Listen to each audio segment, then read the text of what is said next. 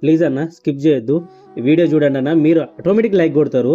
అయితే విషయం ఏంటిదంటే అన్న, ఈ వీడియోలో మామ అల్లుడిని బక్రెట్లో చేస్తాడో నేను చూపెడతా.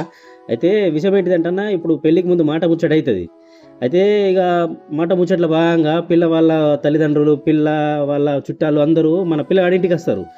వస్తే ఇక అల్లుడు ఎంత కాకుండా కానీ ఇక మర్యాద చేయనే పడుతుంది వాళ్ళందరికీ.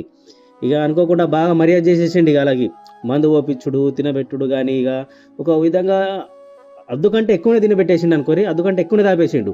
అయితే ఆ దావత్ల మామ నోటి నుండి అనుకోకుండా అల్లుడికి ఒక వరం ఇచ్చిండు అన్నట్టు.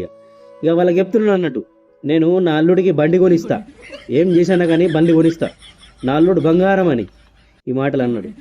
అయితే ఈ మాట నా అల్లుడు ఇంకో ఫుల్ బాటిల్ కొండపోయి ఇచ్చిండు. ఇక ఎంజాయ్ చేయనని పోతే వాడు మనుషులు అనుకుంటాడు. ఇక అల్లుడు 800 పోతున్నాయి కానీ 1,00,000 రూపాయలు బండి రాటిందని ఇట్లా ఆలోచన చేసి ఇక మందు ఫుల్ ఓపించడే ఉంటుంది. ఇక అయితే పోతా పోతా పోతా పోతా ఇక పెళ్ళి అయిపోయింది. ఇట్లనే సంవత్సరాలు గడిచిపోతున్నాయి. 6 సంవత్సరాలు అయిపోయి, 7 సంవత్సరాలు అయిపోయి.